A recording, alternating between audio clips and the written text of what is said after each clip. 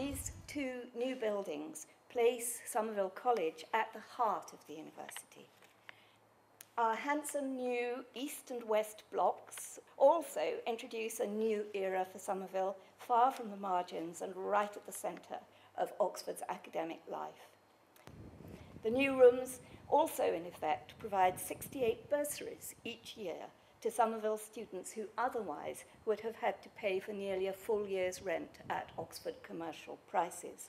For a college, it's so important to be able to offer accommodation to its students right the way through if possible, for two reasons. I mean, partly for them, because it's so much easier for them and cheaper and they don't incur debt and all the rest of it, but also for the college feeling, because the second years are very often the people who do a lot in college, and if they're not living in college, it's more difficult. Makes it that much more difficult, doesn't it? Yeah. One of the things that we did when we were looking at the building is to realise that the building is not simply an object, but it's going to make a whole new street, and that street will link the Woodstock Road to Walton Street.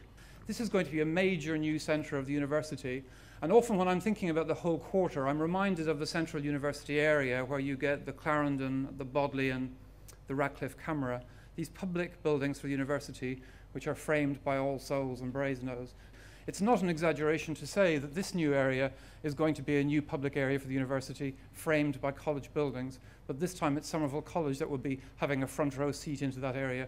And I think that the new outward looking sense that we have here in the buildings is reflected in the spirit in the college for the future.